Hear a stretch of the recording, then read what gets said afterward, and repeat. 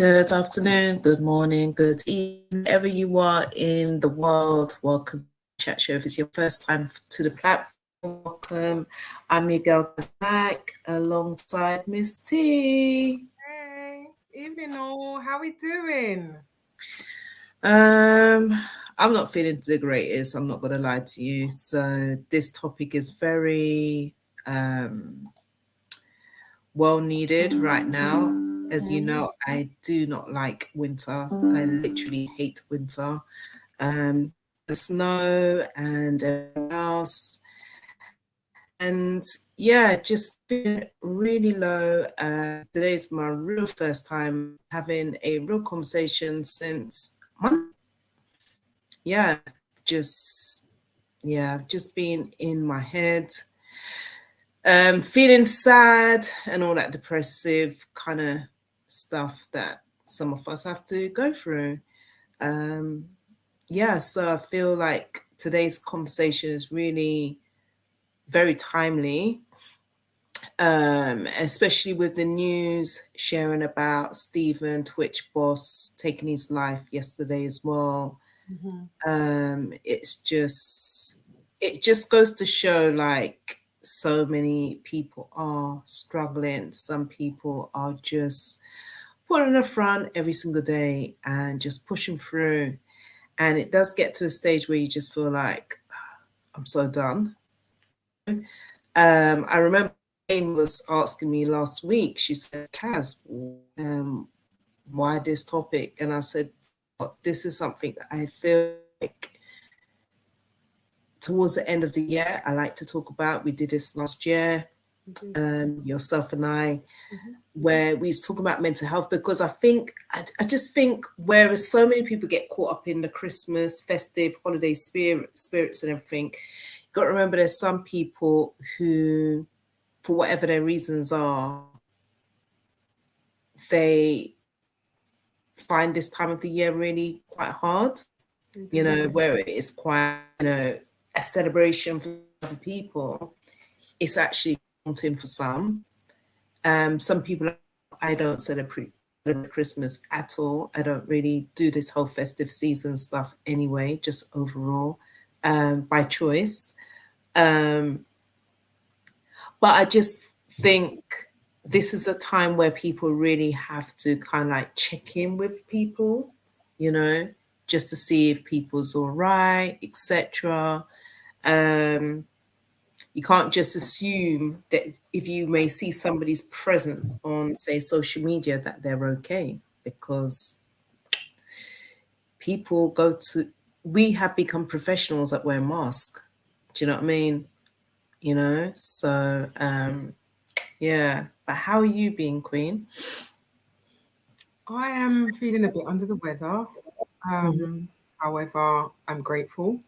For me, this type of year is challenging because I lost my father a few years ago. And so it's coming up for the memorial of when he passed away. But also, not only did he pass away in this month, it's also his birthday. So he passed away a week before his 64th birthday. I'm thinking about my age, but yeah. So it's challenging. It's challenging. But at the same time, grateful because I have a baby nephew. It's his first year with us. And I have another nephew that's 3, and he's really enjoying this time of year. So just to see him kind of having fun with his mum and stuff, that it brings a cheer. It brings a cheer. And I'm trying to remain cheerful.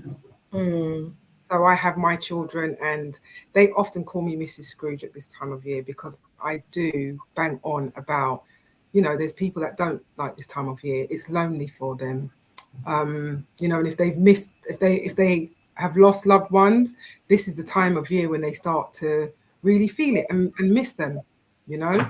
Yeah, So I'm just very definitely. mindful of, I do bang on and I say to people, please remember that this time of year, there's people that they don't have heating, Mm.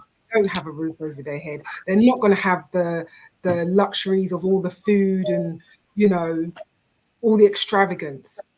So Mm-hmm. bear that in mind. So yeah. Definitely, I agree with you.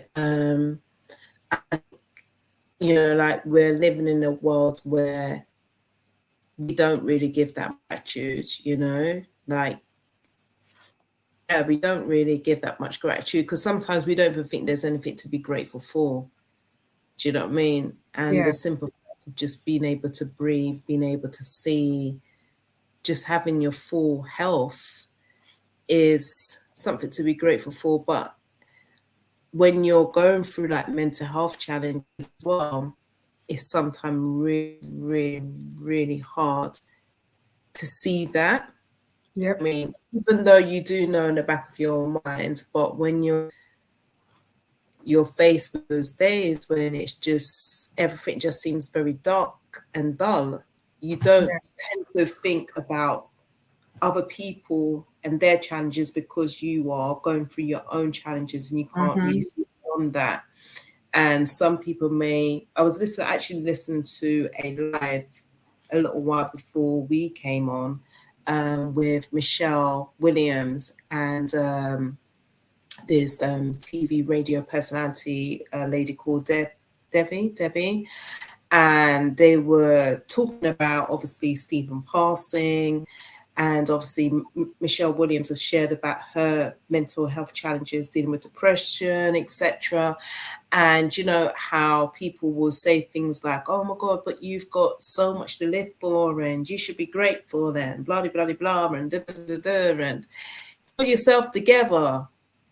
Mm. And it's like, it's just like there's no empathy where it comes to mental health. And I think that's one of the reasons why I really wanted to have Lynette Charles on this show today, being the CEO of Mind Haringey.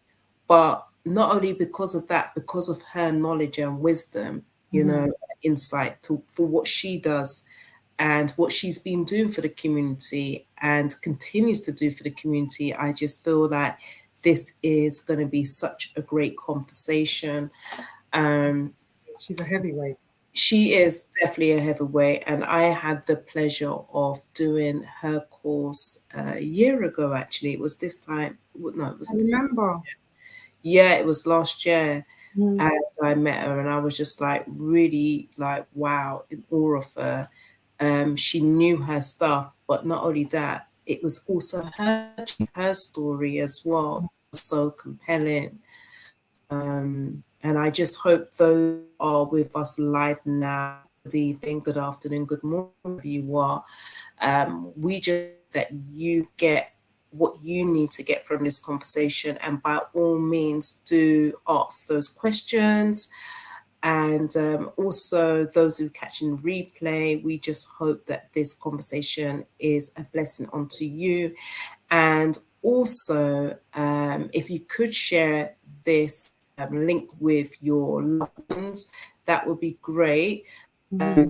Because we're like, we're not the hugest platform, but at the same time, in order for us to get the message out there, it takes more than just us. It takes you, those who are watching. So please do share with your contacts.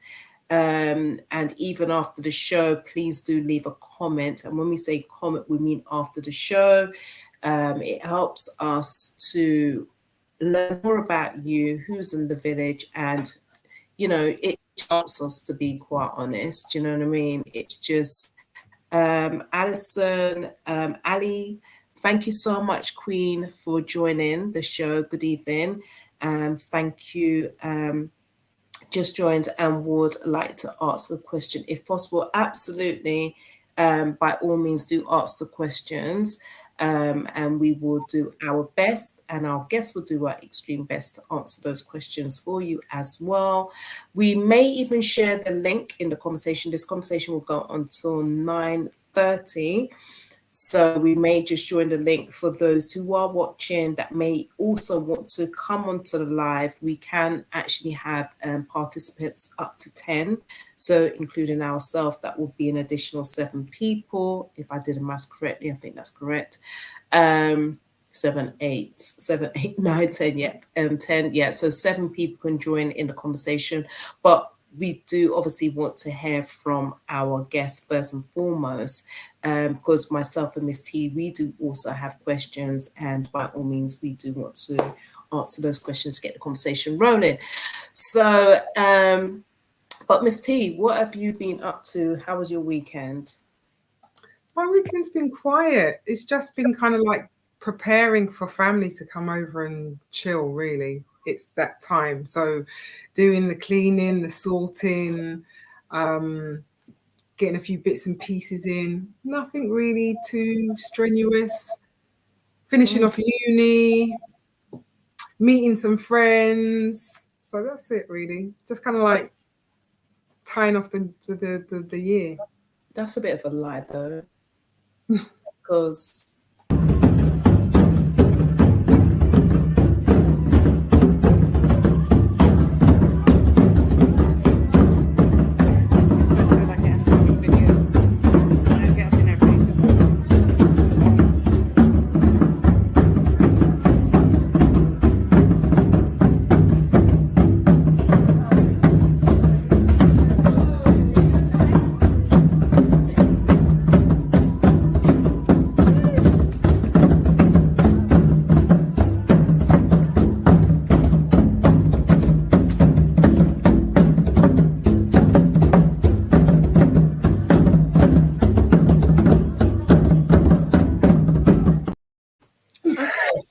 so, if you don't mind sharing, if you was just, did you guys hear what she said she was doing this weekend? When did that take place? 'Cause I'm sure that was this weekend. That was on Saturday, and a good friend of mine asked me if I would come down to do some African drumming for a Caribbean Christmas. It was a really lovely Santa's grotto type thing, but it was a Caribbean style. So I was just like, I haven't drummed for the longest time, but it's something that I really love doing. If you come to my house, I have loads of drums all over. So it's funny because we didn't even practice. We didn't practice that. I took the big drum and they were just like, right, you're leading. I'm like, oh my goodness. But it's so easy. Drumming is amazing. It's like, it's your heartbeat. For those of you that have never drummed before and you think, I don't know what to do, just think about your heartbeat and just find a rhythm and just meditate and it will just flow. It's healing. It's amazing. First time we hear as babies. So yeah. I can't believe you done that. I just thought I had to do something because I used to try and come and make a weekend sound so dry and morbid. And then, guys, you saw it. If you catch in a replay, yes, that was Miss T drumming, and she just shared, she's just preparing herself for the festive holiday, but then she's out on Saturday night drumming. Do you know what I mean? Like for the children. Some people like to downplay their social activities, but it's all good because we got her in the action. And I just thought I'd share it just to lift up our spirits a little bit. And yeah, so well done on you and the drumming. I actually have done a bit of drumming before, and you're right, it is quite straightforward to do, but I think it's very liberating at the same time. Absolutely. There's something about when you hear an African drum, or even when you just hear a drum, full stop, period, it just shifts, it does something to your vibration. And I guess that's the even essence of music, it's just so, it just shifts so much. Do you know what I mean? And I think even for myself, I need to try and bring out the decks and do a bit of DJing myself, to just kind of shift this vibration. But it's just taking it step by step. It sounds like a good plan. It sounds like a plan. I don't know when I'm going to do it, but at least I'm here doing this live. So that's one step more than what I was doing yesterday, than what I was doing earlier. I'll come around. You DJ and I'll dance. Yeah, that sounds like a great plan. But for those that is joining us live, today we are going to be talking about mental health and well-being. We have a phenomenal boss queen who's going to be joining us in a moment. Before we do so, it's kind of weird how, we got the news about this king passing. Those who don't know about Stephen Twitch boss and his beautiful wife, he is somebody he's been in the industry since like 2003 or something like that. He's been in the industry, he's a dancer, DJ, he's been in movies, he's done a whole lot. And he sadly passed away from depression and from suicide at the tender age of 40, leaving 3 children and his beautiful wife. I believe it's 3 children and his wife. And we have got some posts where some people have actually, like Viola Davis, she said, I'm lost for words right now, praying for his family and loved ones. People has also been making comments like, say, hug your friends. I'm giving you a hug as well, Miss T, and those who are watching. Hug back. And our beautiful Angela Marr also gave tribute as well. She said, we have no idea what people are going through. Check on everyone. Rest in peace, Stephen Twitch, boss. That was just a couple of people that's actually, as you can imagine, everybody's been posting on their social media and sharing, etc. And, even with ourselves, we've also shared as well. It wasn't planned, as you know, we've been planning to do this mental health episode since over a week ago. And then this happens, and it just goes to show that, this is a real thing. This is a real issue that the thing with mental health has no color. It has no gender. It doesn't say, okay, you're a black woman or you're a black man and you're a white woman or you're Asian, or it has no, there is, if you could help me out, Miss T. There's no boundaries for mental health. It doesn't matter. It affects everybody. Like, Absolutely. you don't know when it's going to happen to you. It could be at any stage in your life. Anything could be a trigger, So, what I posted today, actually, Kaz, not today, this week, was about kindness. And that we need to be kinder to each other. We need to be kind to ourselves, but we just need to be kinder in general, to everybody. Absolutely. Like, for me, kindness is a huge thing, because you don't know the impact that you can have just by saying to somebody, and I'm thinking about you. How are you? You okay? And a lot of the time when we ask that question, like, people generally just don't actually want you to tell the truth.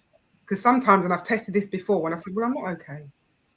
And then conversation, like, hold on a second. You asked me a question and I've told you I'm not okay. Yeah.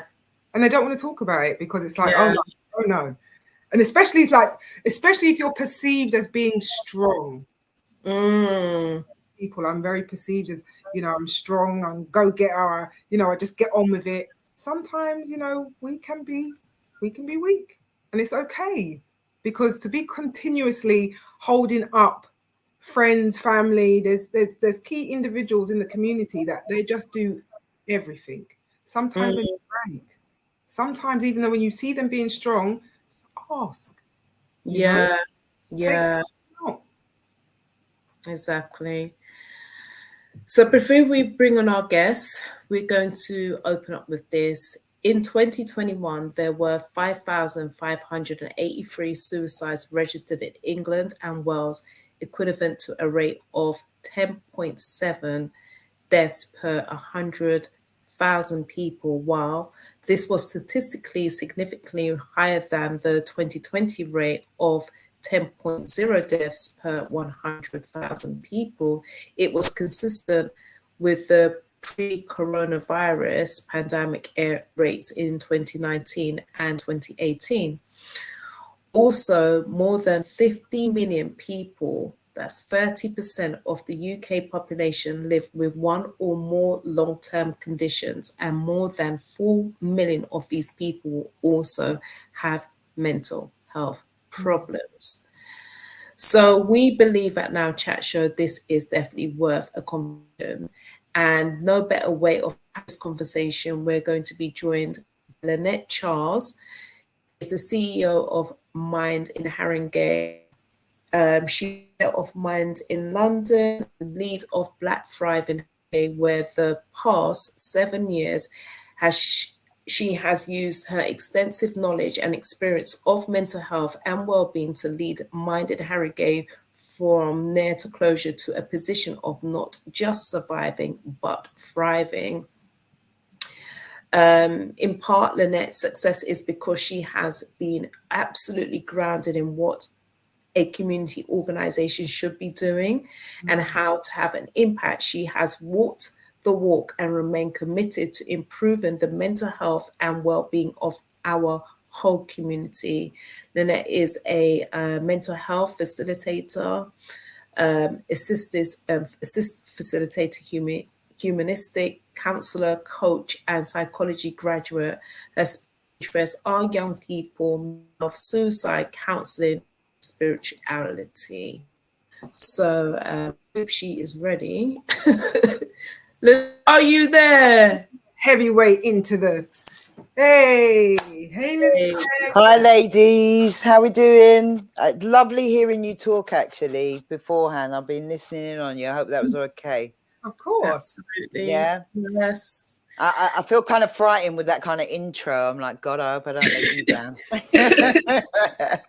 But yeah, I'm happy to answer any questions, and I really hope that what we can do this evening is to demystify mental health. We all experience it, but we don't want to talk about it. And it's really sad. I don't know that young man, but really sad to hear that somebody that everybody thinks has it all chooses to end their own life. I think, if anything, somebody that has it all feels it more because they don't understand why they're not feeling as happy as everybody else about what they have. So for me, I can totally understand that somebody like that will find it very hard to talk about the fact that he's not happy, or that he's having suicidal thoughts, because who would he tell them to? Because everybody around him is expecting him to have, be having a great life, be happy. How dare you not be happy with everything that you've got? So I think that it's a real example of the society that we're in, that everybody thinks that materialistic things are going to be the answer to the feelings, the feelings that we walk around with all the time that are in our heart that we can't explain, etc. So for me, I totally feel for that family and the people around them, that they're just not aware. They're not aware how many people are walking around thinking about suicide every day. Yeah.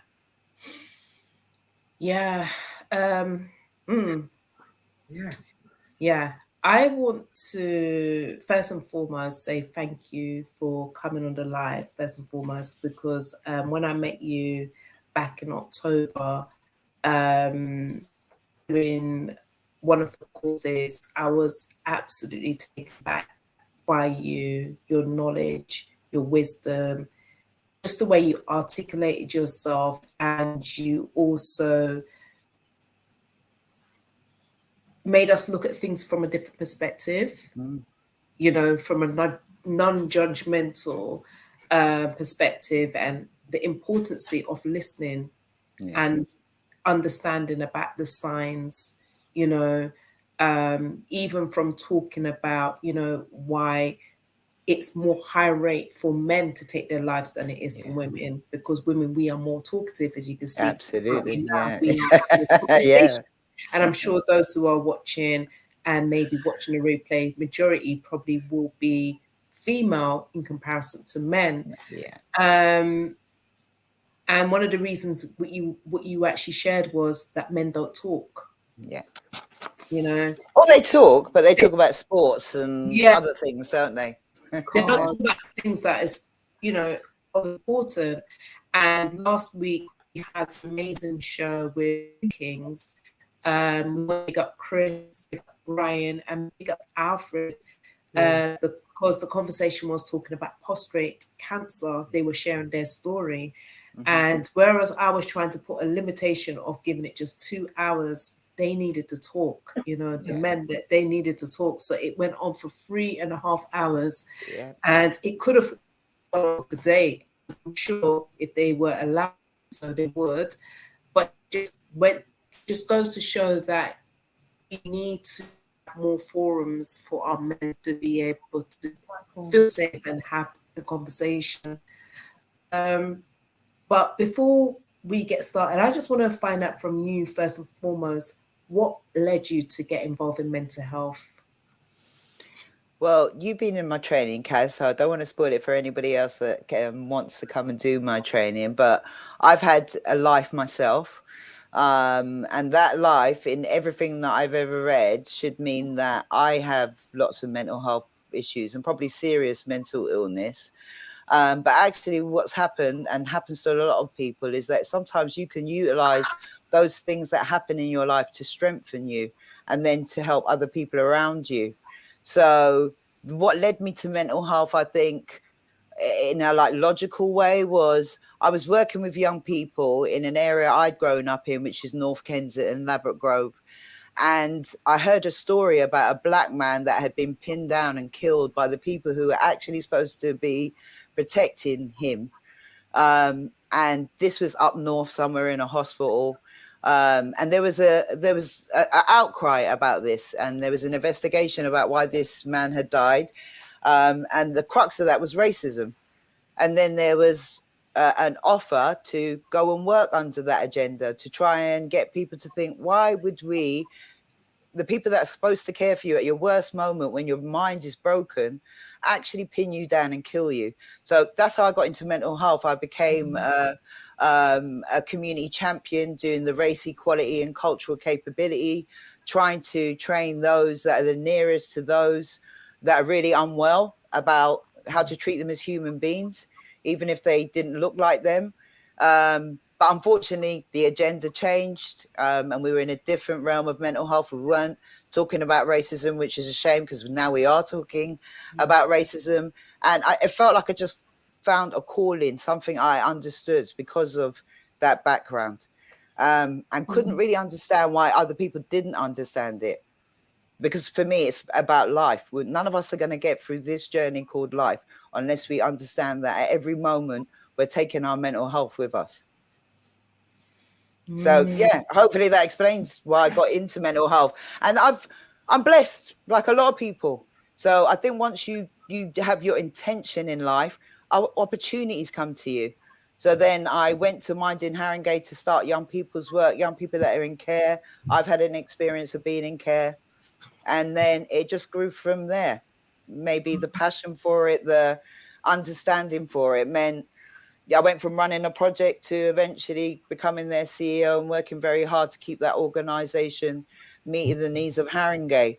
And Haringey is a borough that really shows us people's mental health because of how many of our community kept in deprivation in Haringey. Yeah. So, and I was born in Haringey, strangely enough, but that's another story over probably a glass of wine. I was born in Muswell Hill. I don't know how that happened, but yeah. So the life journey is a funny thing, yeah. And sometimes you're where you need to be at a certain time to do good for other people. How many years in total? So I've been at Mind in Haringey probably about 9 years, but I've only been the CEO for maybe nearly 7 years. Wow. And that really has been my core journey in mental health, because in Haringey it's everywhere. It's definitely something that until people understand that the mental health of those in Haringey needs to be supported and they need to sort out some of the issues that those people have to live with, it's a really good place to get mental health right, if you understand what I mean, because there's so much mental health in Haringey. Yeah. But I would say there's a lot of mental health all over. Oh, yeah. Like, as much as I understand what you're saying in regards about how, everything else. But even like London. I live in Brent, and I walk down a road, and we're just seeing it constantly. From schizophrenia. I've got a neighbor. I'm currently dealing with some issues with my housing, because I've seen him like climbing up on the roof, looking to jump like the balcony. Some of my neighbors dealing with anxiety, myself dealing with depression and this thing called borderline personality disorder, whatever. But, you see it all the time, do you know what I mean, kind of thing. And I feel like this is such a taboo subject, but yet so many of us are affected by this, in some shape or form, because depression could easily come onto you just losing a loved one or change your circumstances, or do you know what I mean? It doesn't, like you said earlier, Miss T, it doesn't have any boundaries, it's not a color thing, it's not a race thing, it's not a sexuality thing. It's not an age thing. Yeah. It can have, I would say as well that with depression, it might not even relate to anything that's happened or going on in your life, because it could just be around trauma that you've experienced. It could be around trauma of others. We forget that sometimes we grow up in situations where trauma is all around us, because the adults that are supposed to be the caregivers are dealing with their own traumas as they, navigate life. So depression is a thing, because it can come out of nowhere and hit people, and they can have the greatest life and they still feel as depressed or experiencing depression as somebody who you'd expect to, because they have just lost somebody or a job, and for us as women, just like hormonally, we can have depression for lots of other reasons. Do you see what I mean? So there isn't a one thing. I think we've just got to realize that we will all experience some kind of mental health issue in our journey through life, whether it's depression, anxiety, we're dealing with a bereavement or multiple bereavements, relationship breakdowns, or just our life changes, going from being a teenager to an adult to getting old to elderly. We're not going to get through this thing without experiencing mental health. And so rather than look at those who experience mental health more openly, or we can see that they might be challenged, we need to have a look at ourselves. Do you see what I mean? Because we don't know if we could be in their shoes at any moment, because we don't really know what life has got in store for us. So if we looked at it like that, we'd help each other in a whole different way. Because we wouldn't be afraid to say, I'm feeling suicidal at the moment, because we know people wouldn't be afraid to hear that. That's and not be terrified, but think, how are we going to get you through this period? Do you see what I mean? But we can't even talk about it. And be more supportive. And I think that's how we stop the stigma to these kind of conversations. Do you know what I mean? Because like you said, I am very, some people say, oh, Kaz, you're really brave for talking about, how you're feeling. I live by myself. I've been torturing myself for feeling the way that I've been feeling, like I have suicidal thoughts weekly. Do you know what I mean? I could be 1 minute laughing with the girls. Later on, I just feel like, what, I don't want to be here anymore. Do you know what I mean? I have these, that's my reality. And I have those thoughts all the time. And I'm sure there's many other people that have those thoughts all the time. Would I do it? I've done so. I've tried in the past. Would I do it now? I have tools. I'm working through things. I have a therapist, so I've had to do certain things to help me, because I know I need that help. And like you said earlier, it's trauma. I didn't know the reason why I've been acting the way I've been acting. I've been acting like this since I was a kid.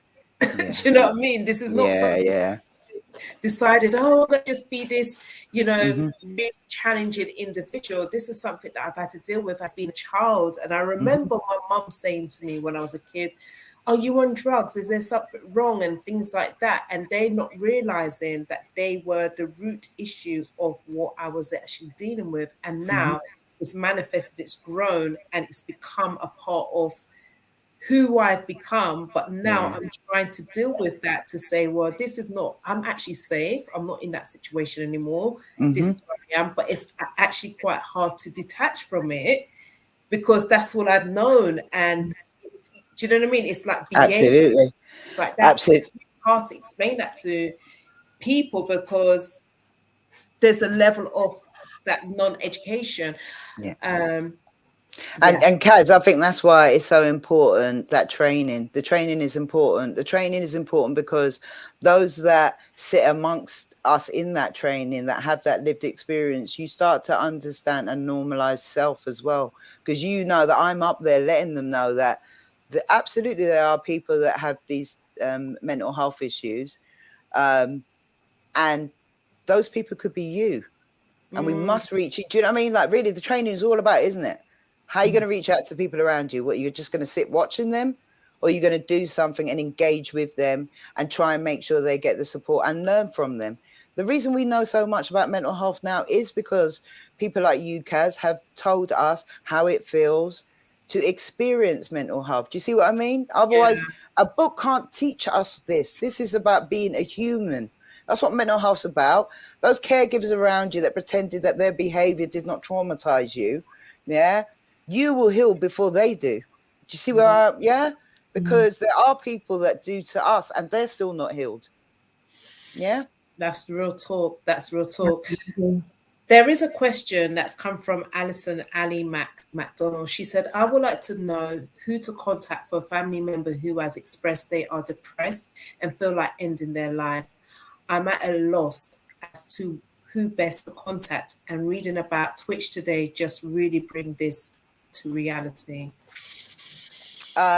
There's several different ways you could deal with somebody. I mean, personally, I think if the family member is feeling like that, you need to talk to them and engage them. But once you've done that and you can judge how serious they are about that plan of suicide, because me and Kaz know this from the training and evidence, lots of people think about suicide.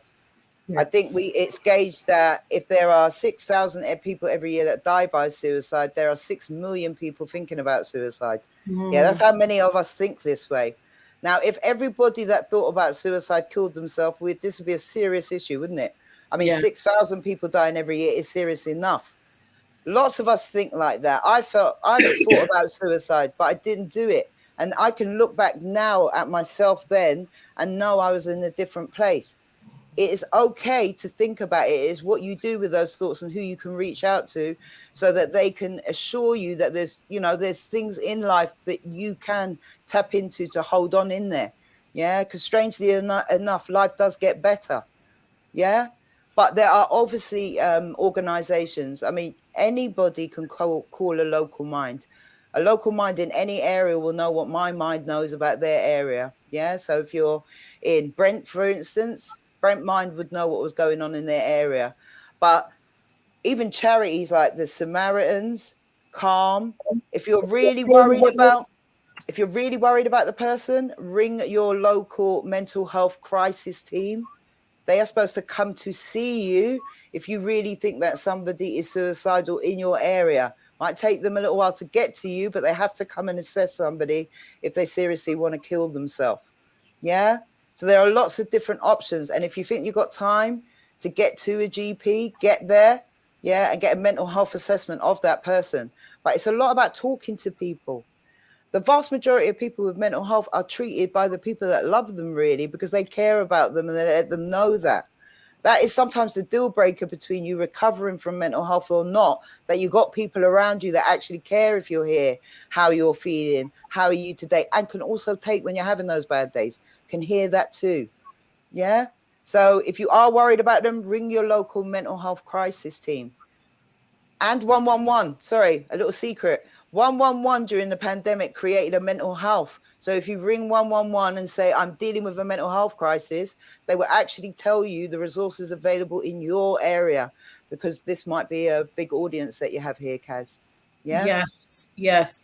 I've also shared contact number for Mind and email address for Mind. I've also shared with the Samaritans. Samaritans, absolutely. 416123. And as Lynette said, just dialing 111, 111, you know, they will give you further information depending on whereabouts you're located, to get the support you need. I personally do phone Samaritans regular, because sometimes I feel that I can't necessarily talk to my friends or my family members, because, definitely. not it's any fault of anybody's, but sometimes I find when I do talk to friends and family, they sometimes trigger me even more because of their response. And I'm not pointing the fingers or saying, you know, because you said this and because you said that. It's just that sometimes I think because people are trying to help, they don't know what to say sometimes. So sometimes they could say the wrong thing, and then that could trigger. And for myself personally, because I know I go through this regular, especially when I'm coming towards my my period. You see what I said about women? Yeah, absolutely. Yeah, when I'm coming to a period, because I know I'm due in like 2 days.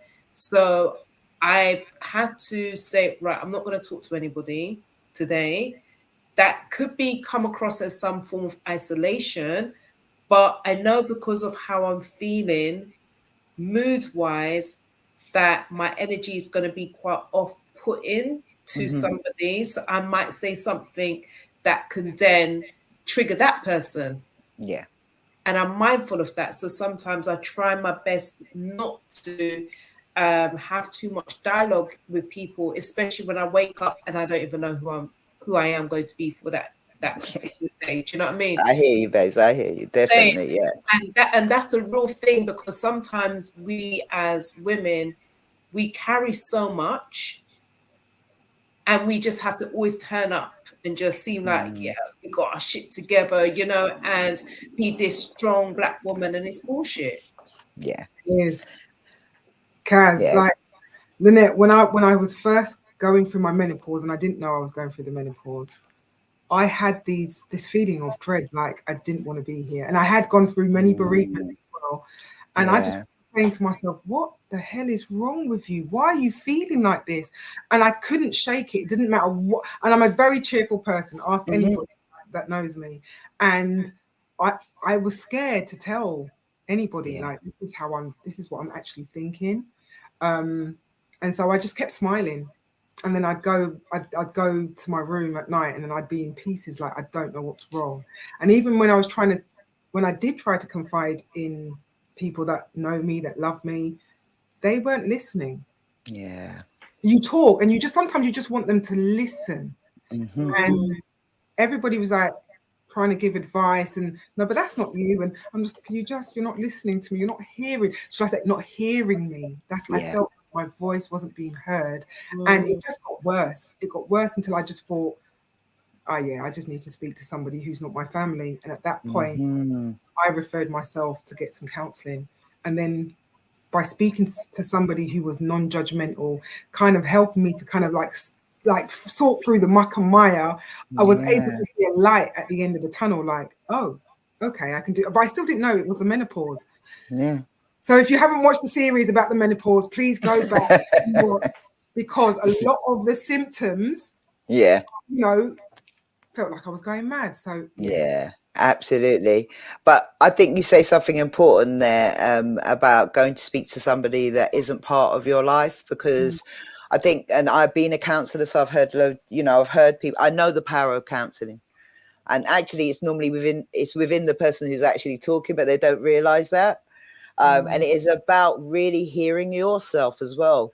You think it's just about people listening to you, but it's actually really hearing your take on your own life, what you're going through and who you are. So I think the really good thing sometimes about counselling, or a good counsellor anyway, is that you really begin to understand self and know, that there are limitations in some of the people that you have around you. Do you see what I mean? Yeah. But yeah, definitely. If you can't speak to those around you, speaking to somebody else, it can be very, very powerful, because I think that's only when we get the opportunity to really understand us. Because a lot of the time we're what everybody else wants us to be, but not who we really want to be. Yeah, that's so true. Lou Unpack says mental health is a problem everywhere. I thought I was in work. I thought it was worse here in Africa, but it is clear that it's a worldwide problem. So thank you for such a platform, Judy, South Africa. Big up yourself, Yeah. Queen. Yeah, absolutely. Nana Ajiman, that you know, Lynette, and we all know, big up yourself, King, says Haringey being one of the most deprived boroughs in the UK will translate to high levels of mental health illness. He also says that mental health has no respect for race. However, the lack of culturally competent services will worsen the impact on those that have mental well-being issues within the Black community. Yeah. Well, and he's right. I think at the moment in the mental health world and in lots of meetings that I'm in, and definitely another reason why Blackfriars Haringey needs to be in a borough like Haringey, because there's a Blackfriars Lambeth definitely needed there as well, is that he's absolutely right about the fact that we can have deprived areas where there's high levels of mental illness, but when those people go to help and we don't have the right help for them, or when they get there they think this isn't going to help me, it will worsen their mental health. And at the moment in Haringey and probably across North London, which is obviously where my organisation is based, they are looking at their health inequalities. And for our community, they're stark. For every other community, it doesn't even matter if they're the Turkish community, because I know they like to throw us into one acronym. Those people, everybody else is doing better than us. When they go to help, it seems to work for them, but it doesn't work for us. So Nana, absolutely there. We need much more culturally competent services. We can't keep doing the same thing in mental health and thinking that we're going to get different results for the people that are worse affected. And the Black community of Haringey are worse affected by the deprivation that other communities are also living in, but it's affecting them worse. So yeah, he's absolutely right there. Hopefully that's the other work we try and do, is like, we need to influence, not just provide services, because I suppose local minds or minds organizations, we're charities, so we don't do the statutory work. We don't section people. It's not our responsibility to make them better. Yeah. So we rely on our statutory partners to be getting that right. But what we're seeing is that we're becoming iller by the services that are provided, not well. Yeah. So we have to influence that they change, that they do have, Nana is saying there, culturally competent services with people that understand the people that they're treating. Yeah. With therapists that also understand that. So you're not beating around the bush in therapy and not talking about what you really need to talk about. Yeah. So yeah, definitely. But Nana's been doing work for years, so I know he knows what is needed as well from the work that he does with young people. Trying to give them a second chance when we've already failed them in like the education system, etc. So yeah. But then, even with that being said, I mean,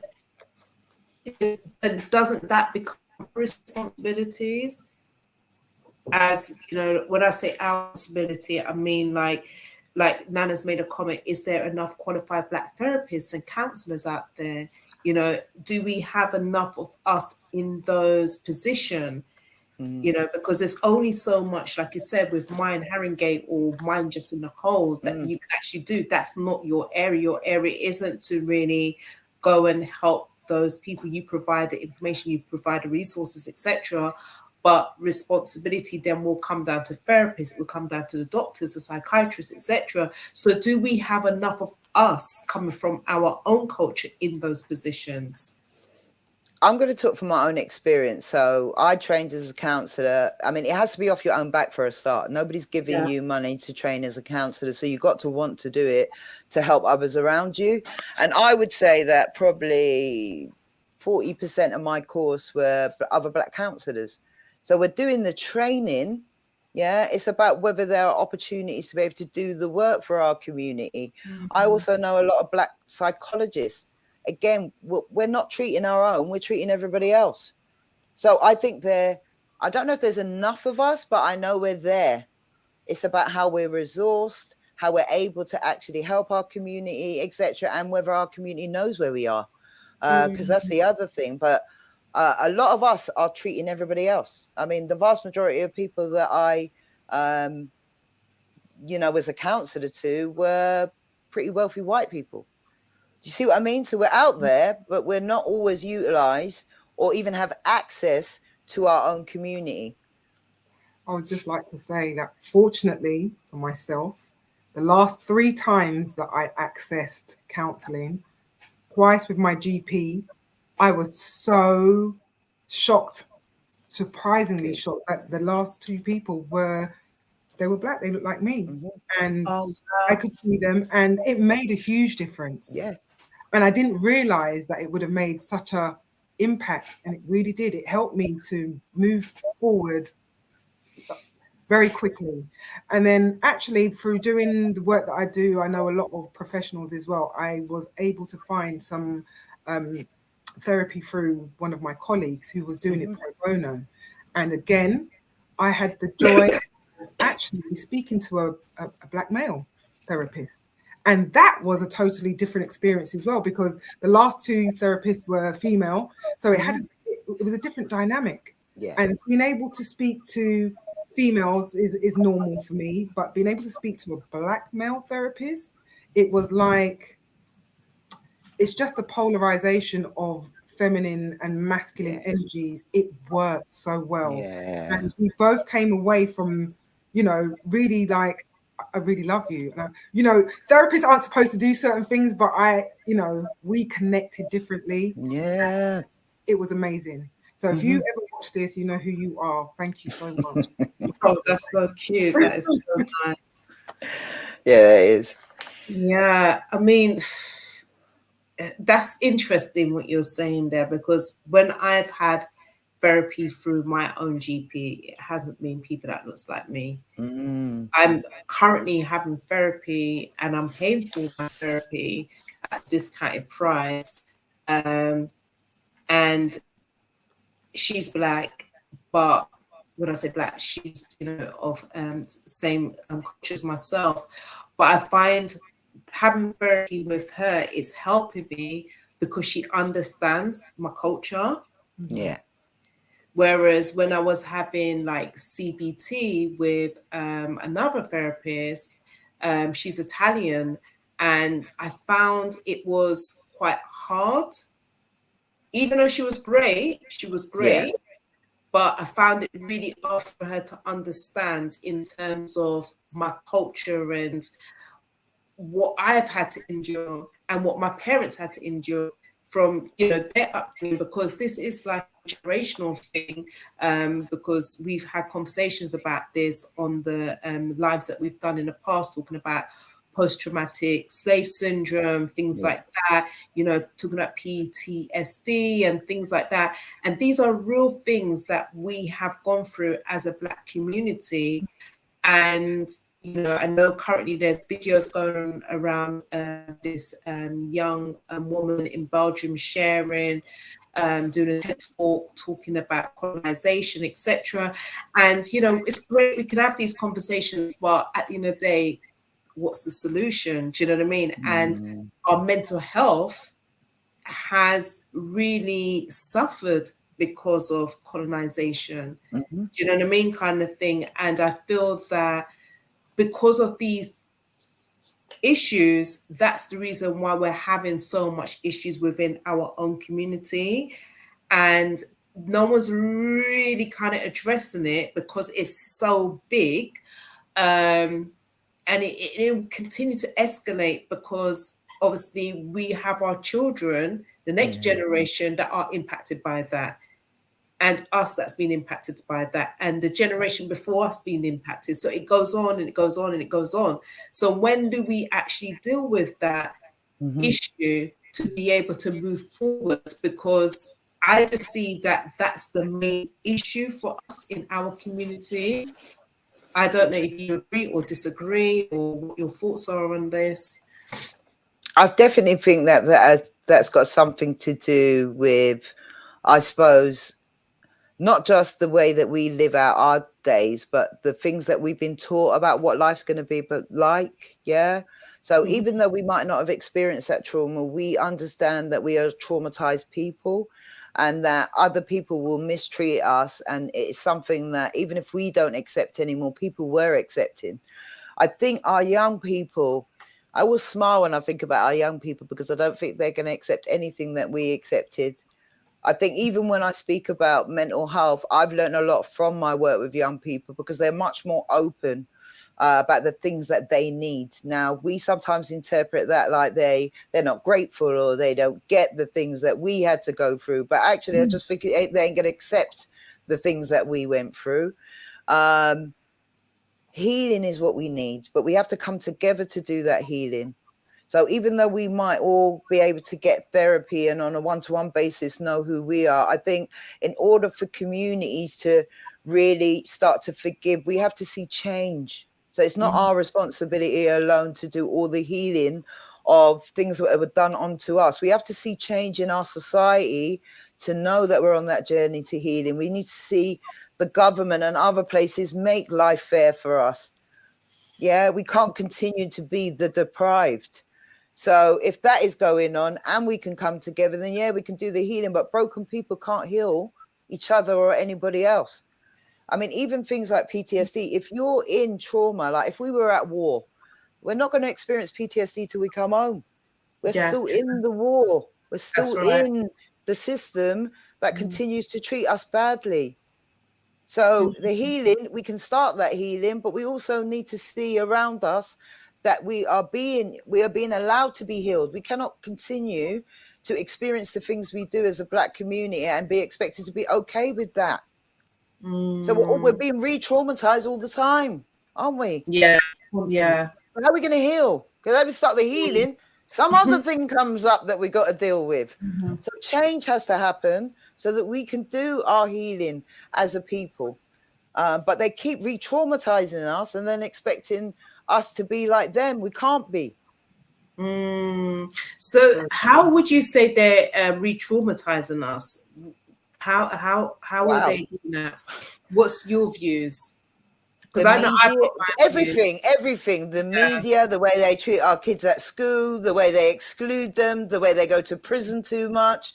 Yeah, everything that we do has a focus on us as the people that they're going to use their power against. Yeah, we die in custody. We're tasered more than anybody. I mean, the list goes on. When we go into mental health, they keep us there longer.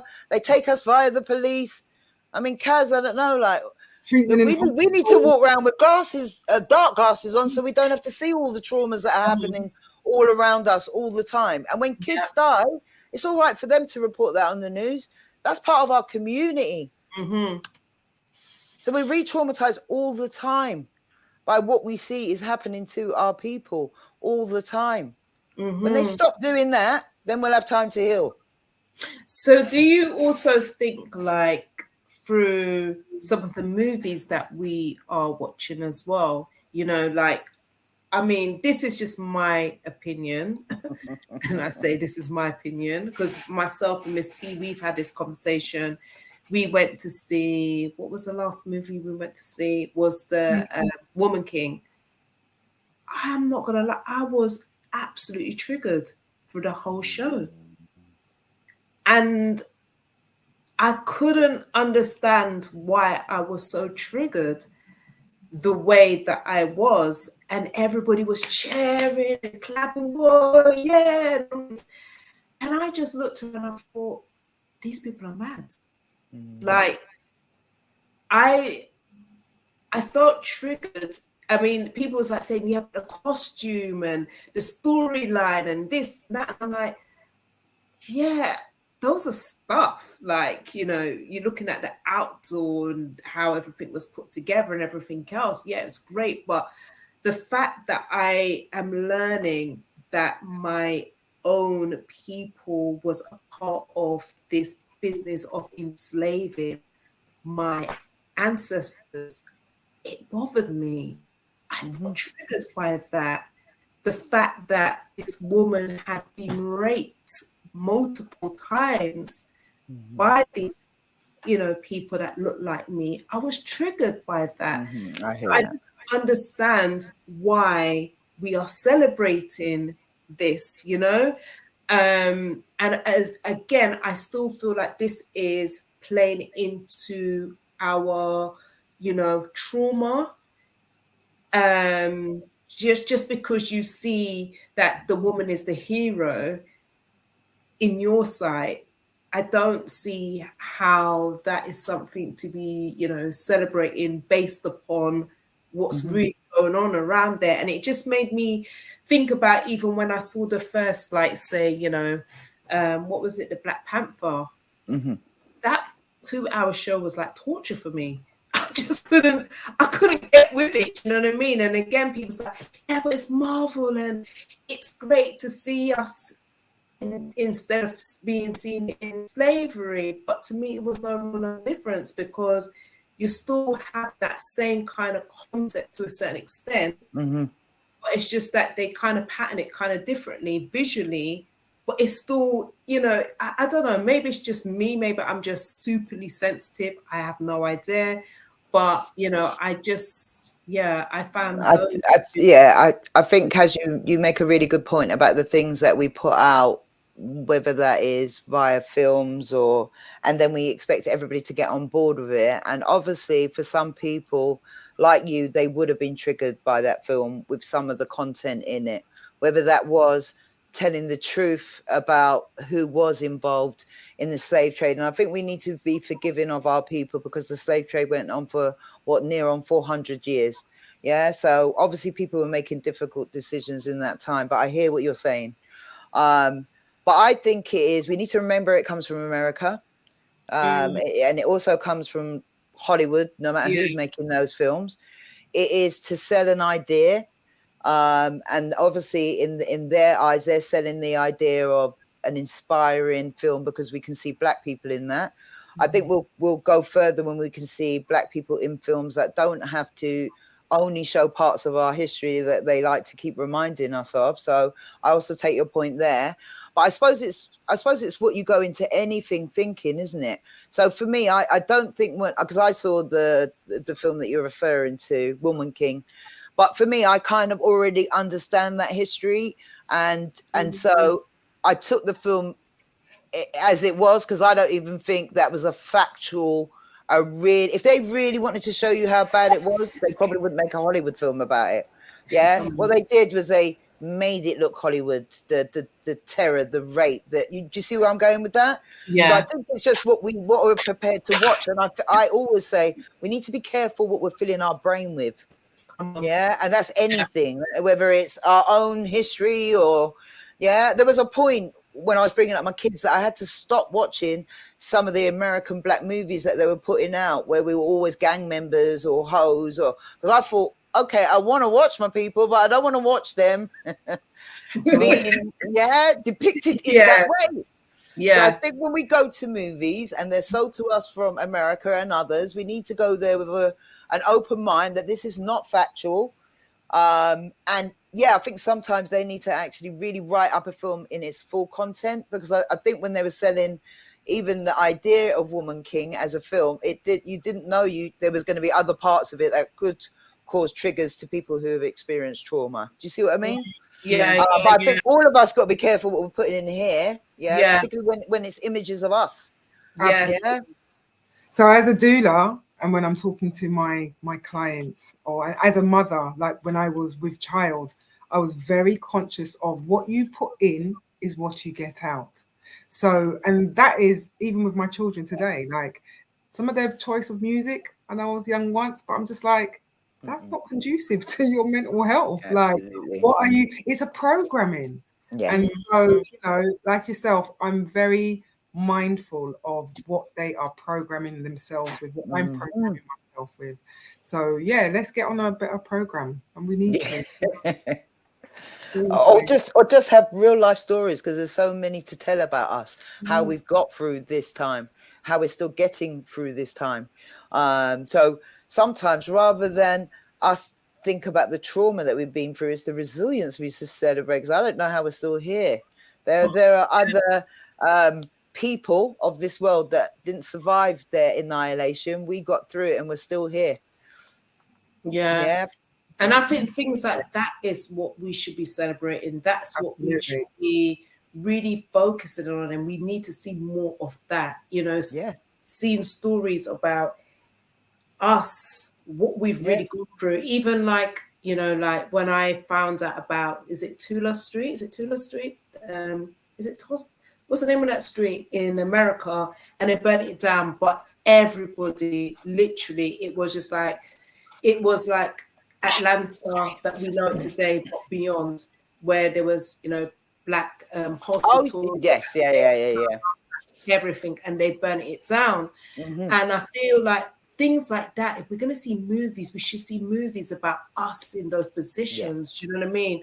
Owning cinemas, owning hospitals, owning schools, and, you know, doing really well for ourselves, and knowing that we've been through such a great ordeal in life that it seems impossible for us to even create or to, you know, to have such amazing black excellence in one Absolutely. street. Yeah. Those are the type of things that we should be seeing more so on television. Yeah. If we're going to be, you know, if we're going to be seeing things, I mean, obviously Hollywood will never show that, but we can create that. Do you know what I mean? Kind of thing. I'm tired Absolutely. of seeing, you know, and this is no diss to like Noel Clark or to Asher D or anybody of that nature. I don't watch Top Boy. I don't want to watch Top Boy because it's like you're continuing that narrative that we have to go through in our everyday life. Why are we making movies about that? Why can't we make movies about us winning and thriving and seeing, you know, us in certain kind of positions in life, whether you imagine it or not imagine it? Do you know what I mean? Let's just have that. Let's just, you know, change the narrative for ourselves rather than keep on feeding that same negative narrative vibration, which our children are aspiring to because they're not seeing anything else to be inspired by. Yeah. Do you know what I mean? Yeah, definitely. But I think as well that we probably, I don't know, I always feel like the UK or Britain is different to America anyway. We need to make more films about us. And not always relate our experience to America, because it's very different here. We got to remember that even the system of America's come from England. It was England that went to America. That's right. Yeah. Yeah. So we're in the belly of the beast here, yeah. And we need to actually understand that, and understand that we probably know more about the intricacies of racism and all the other isms that they created right here, because this is where they came from. We need to tell more stories about people here. How did they survive? Because there are lots of people of our parents and their generation that came here. They affected the change that we're living in right now, and hopefully we're affecting that change for our children. Yeah, that's what we need to be going to the cinema to watch a film about, so that we can inspire each other. But, you know, sometimes you're entertained by the other Hollywood films. So they should make a film about that woman. You know what? I don't know why they keep making Viola Davis, right, is the woman king lady in the film. They need to make a film about her life. I mean, have you read her book? She is. No, I haven't, but I know that just from the sense of her. I want to know about how did you get to where you got to? I mean, her book, I'm reading it currently now, and it is like a movie, literally. That's what we need, a movie about her. Yeah. Yeah. It is just mind blowing to see that this woman was brought up in poverty. She was poor, you know, and to see where she is today, from that to there, I'm still in the journey to get into how she is today. You know, her mom had like 5th grade education, so, and she's got like, you know, 6 children with 5, but it's just mind blowing because I had no idea about her life until, you know, they were doing a promotion regarding her book of who she becoming herself. And like I said, the first page is just like, it's so descriptive. You feel as if you're in a movie in her life. And those are the type of stories that we should be seeing. That will be inspiring for the next young female, male coming up, etc. Because, you know, so much of us is grown up in trauma. But what's beautiful about her story so far that I'm reading, even though she's gone through all that trauma, even though there's a lot of mental health issues, there's rape, there's so much things that so much of us can relate to. But this woman is so humble, but she has so much respect for her parents. Yeah. I'm trying to get to where she's at, because that's my struggle. You know, to have that kind of love for your parents, even knowing what you've gone through, etc., and what they've gone through, and you know, all that kind of stuff. That's the story, because that's the healing. Yeah, but it takes time, isn't it? And sometimes it's just finding ourselves in that position in our life that we forgive people who didn't do well. Do you know what I mean? When you become a parent, you get a little bit more forgiving of your parents, because you know, like, well, I haven't been completely perfect. But I think it does take time, and you know, it depends what your parents have actually done to you as well. Yeah. How much? Yeah, So, and that's a journey, and and they can make you think, what are we doing here? A lot. Yeah, you know my story, Kaz. So, like, I love my mum, but we've been on a journey together.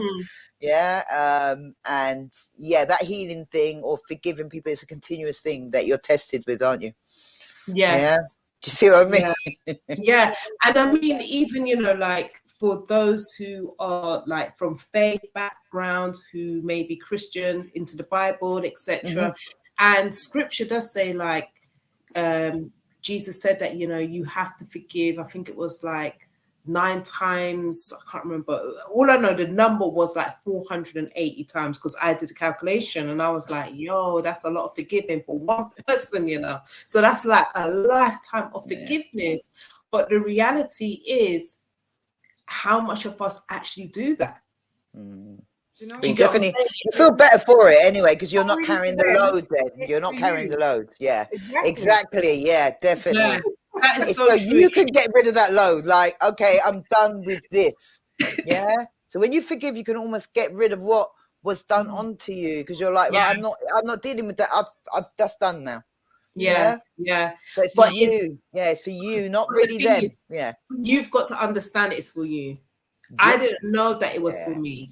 I didn't understand that. I didn't understand the you know, why you needed to forgive, because obviously when you're, like, for myself, when I was brought up in the faith, in, say, Christianity, it was more taught, it was more like told, it wasn't like broken down, it wasn't really, you know, like, you just, it was more like, this is what you're supposed to do, and that's the stat, and that's it, that it done. Do you know what I mean? Kind of thing. Where in reality, you've got emotions, you've got to think about what has been done to the individual.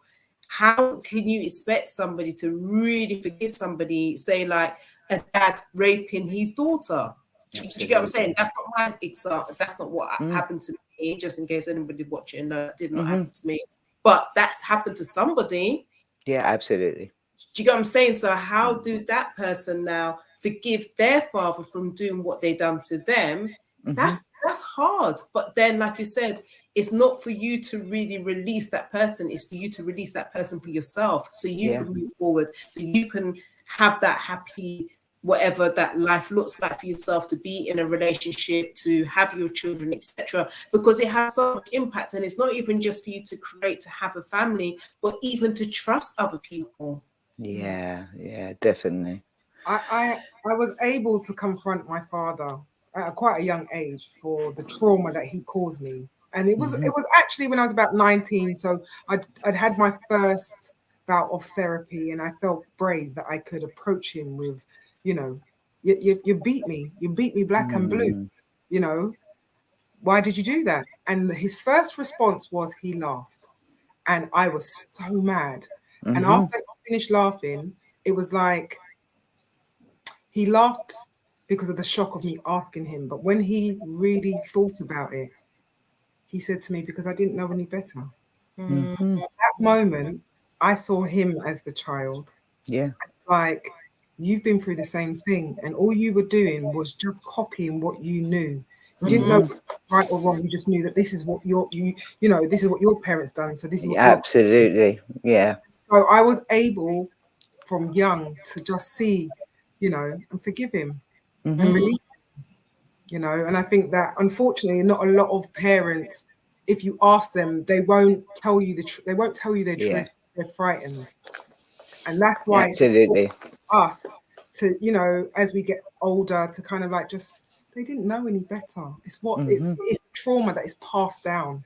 And you know, when they say that you heal yourself, you release all your ancestors behind you.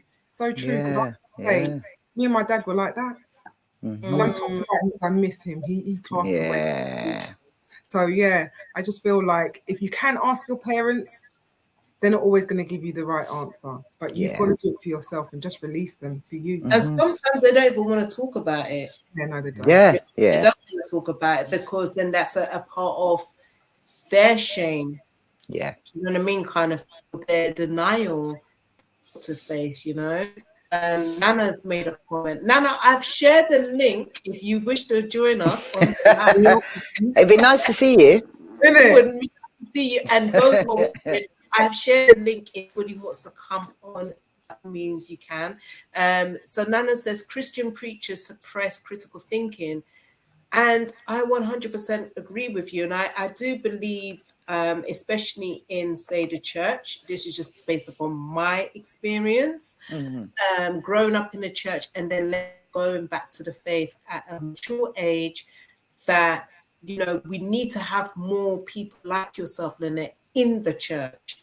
You know, we need more counselors. We need more people that has actually done the work on themselves to be able to go into those churches and help those people. Because what you're finding is there are people in leadership that are hurt, and hurt people hurt people, and they continue that narrative. And because they have a position, whether they're a minister, whether they're a pastor, whatever their positions are, or they're just attendee of the church, they continue to hurt people that are in need of help for themselves, you know, whether they abuse them, whether it's financially, mentally, physically, you know, sexually, whatever it is, there's still people that are abusing other people, and spiritually as well, that are abusing people. They're abusing one another. And then they say, oh, but what do you expect? This is a hospital with broken people, you know, and I'm just like, this is not a hospital. You know what I mean? Yeah, definitely. You know, those who come in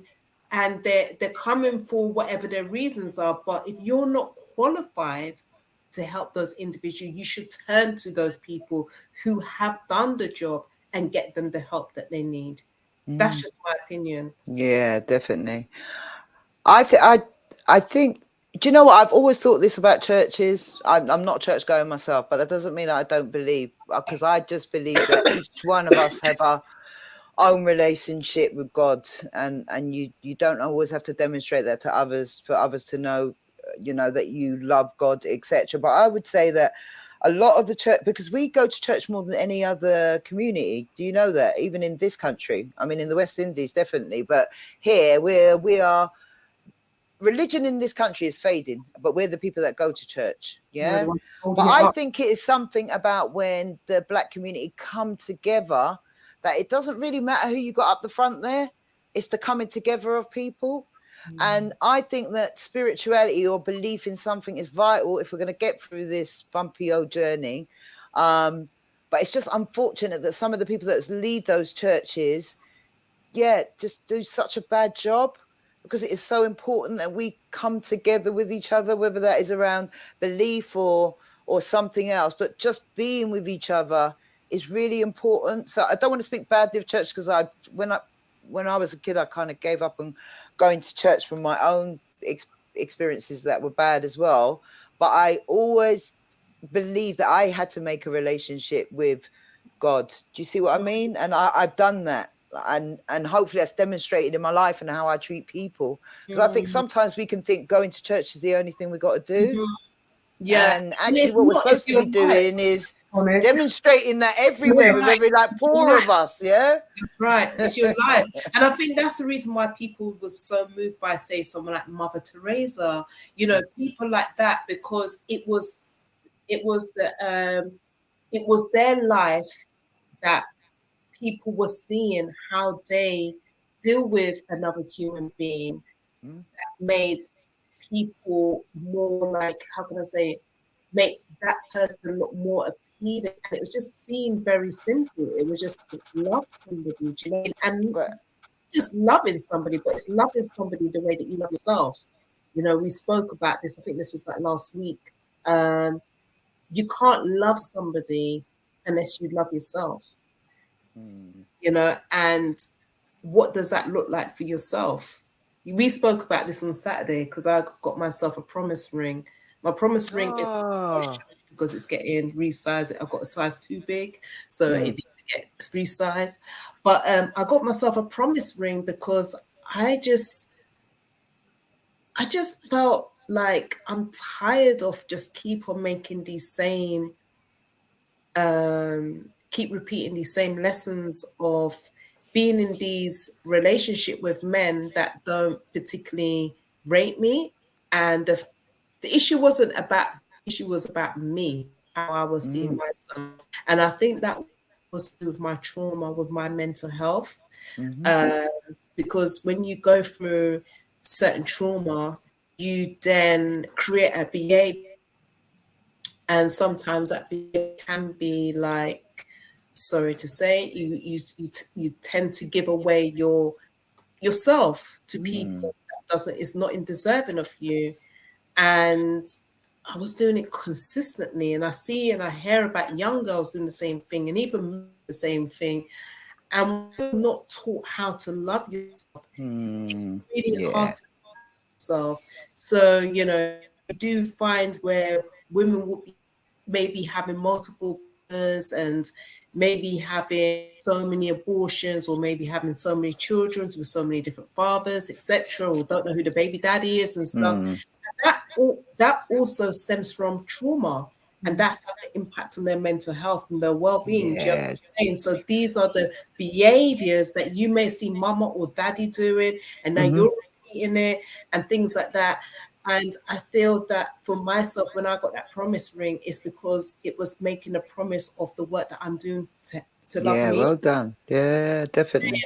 And Well, I've got a belief as well that sometimes in life we're going to experience the same thing until we learn what we've got to learn from that experience. You hear me? Yeah. So all it is that you keep on going back to learn the same thing, and you ain't learning it. And you know what you got to learn. Yeah. You know that. That's why you got a promise ring, because you know you've made promises to yourself that you ain't going to do it again. yeah. Do you hear what I'm saying? So we will do the same thing till we learn the lesson that we got to get. And I think generally in our life, that is the life journey, about what we're going to learn on this journey. And some of us are trying to learn things that probably happened previously or to the people around us. Do you see what I mean? But you just got to learn that, and don't be hard on yourself, because we're all here to learn something. Yeah.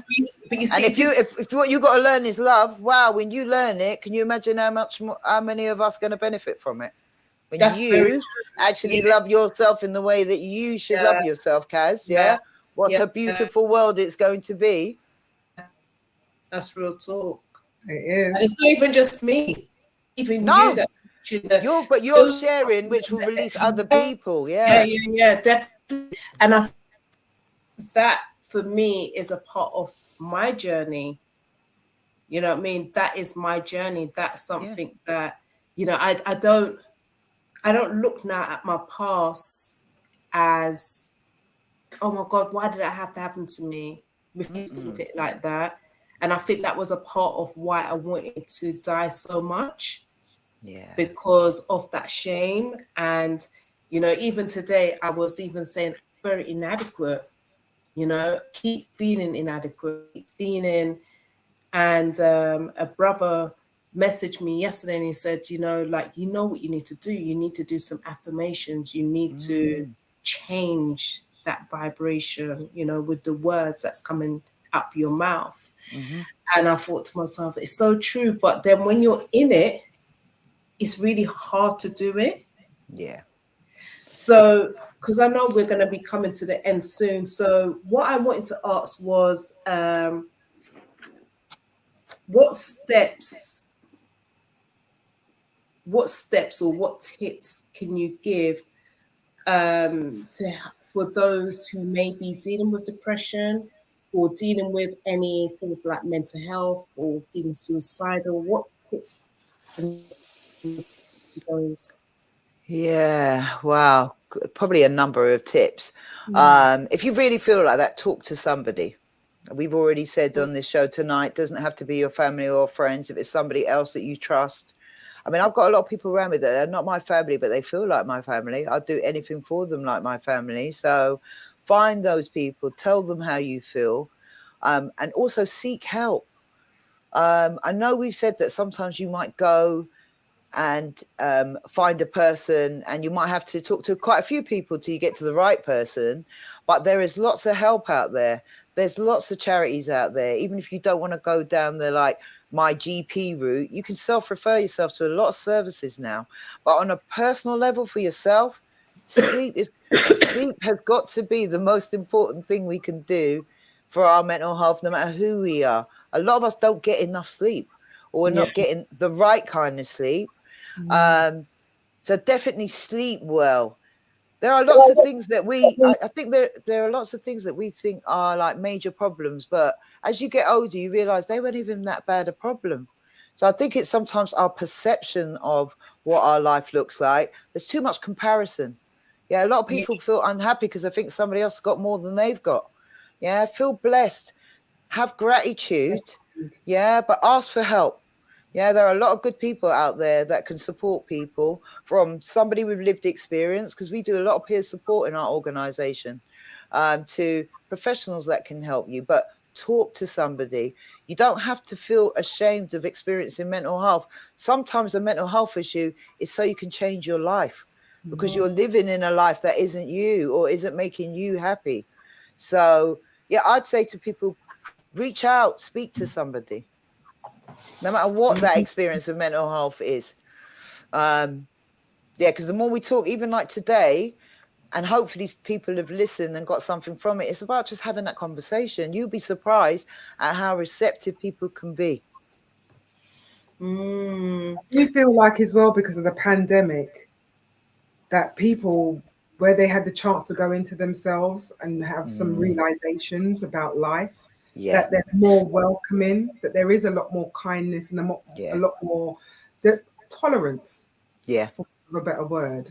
But I feel as well that love, and I know it might sound like a cliche, but love is absolutely the key. It really is. And all the examples, I'm no longer a religious person, but I've walked through many schools. And the thing that kind of like brings them all together is the love. And it's the act of showing love.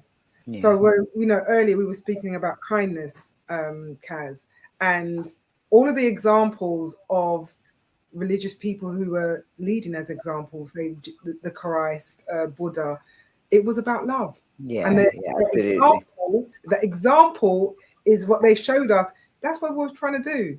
Just try to achieve that example of, you know what, if I stand in the place of, if I do it out of love, you can't go wrong.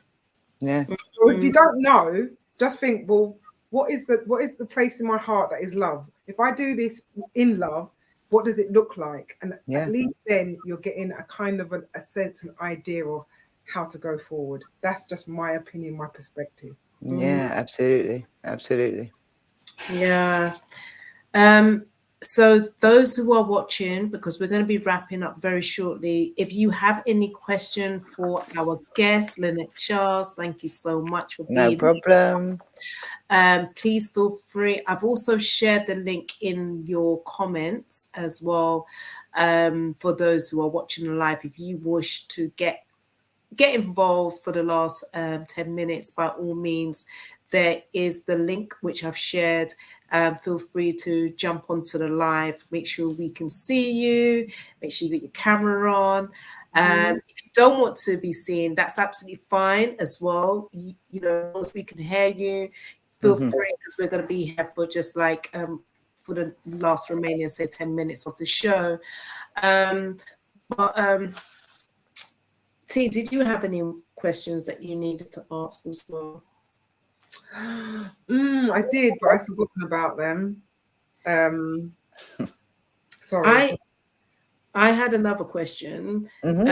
How do you meet your own needs, especially when you cannot depend on others?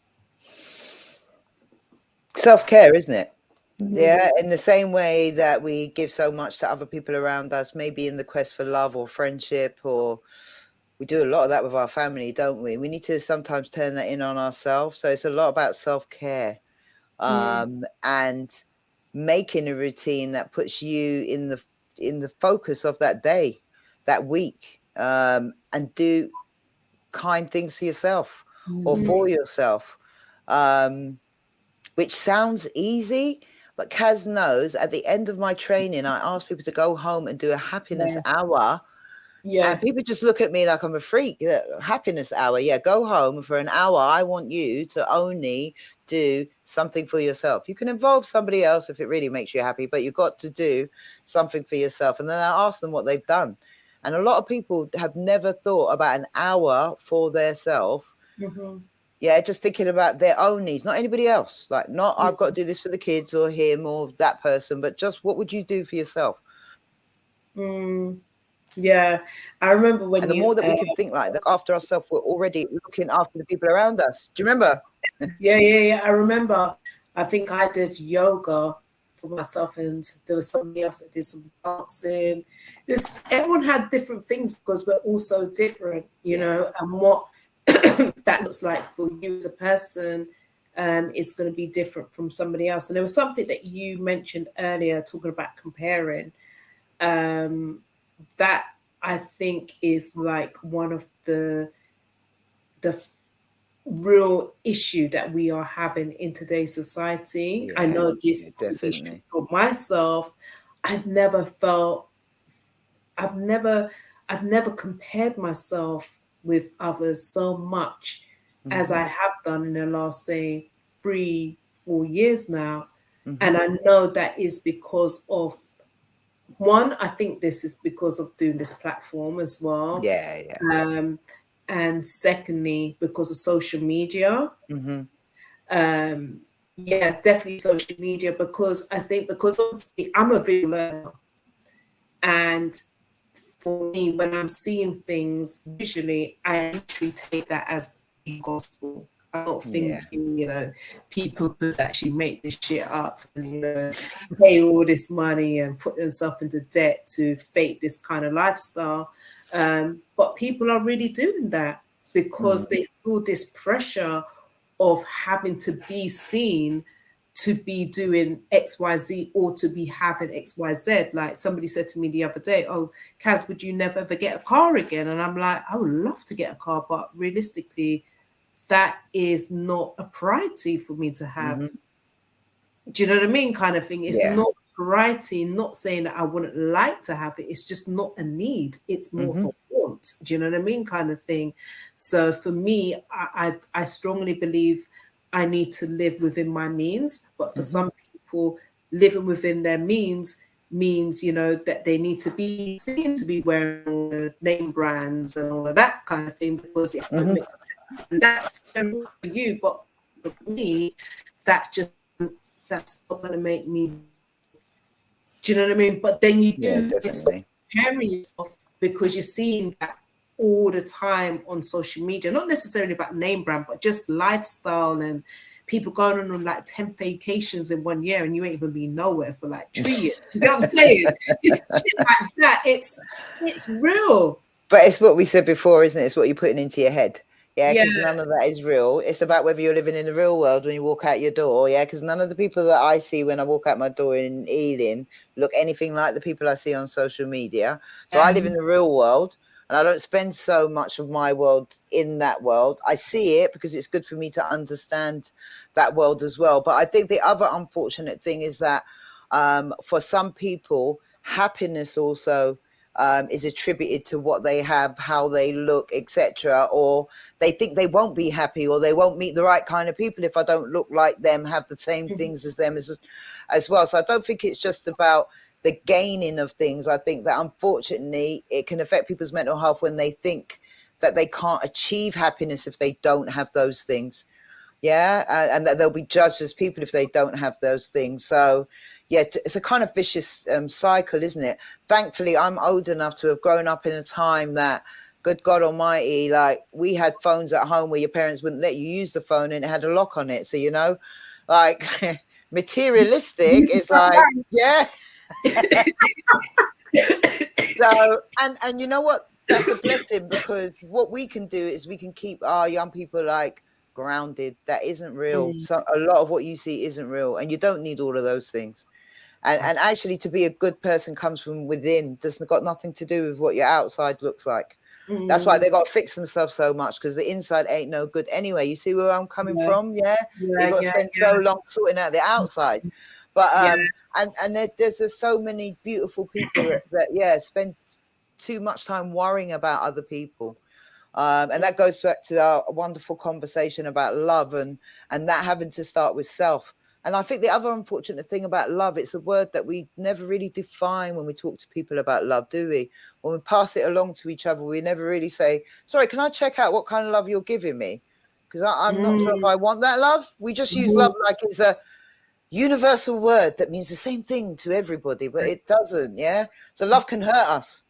So we need to be careful in this seeking of love from maybe people that aren't even able to give it to us. But yeah, I come from a time when God, you just about had, let alone that you were comparing what you had to anybody else.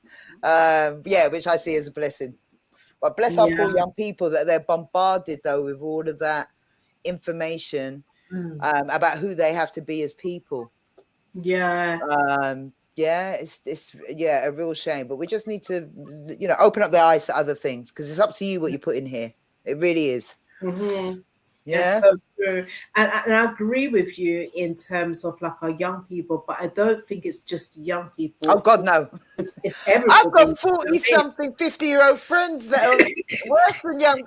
Sorry if it's young people, I'm apologizing. It's everybody. Yeah. It's everybody. I think we've all been, like hacked into this whole social media stuff. And it's so deep, even when you're applying for jobs, they want to see they want to know about your social media, so they can see your interest and what kind of following you have and things like that. And it's crazy that, I don't have a LinkedIn account.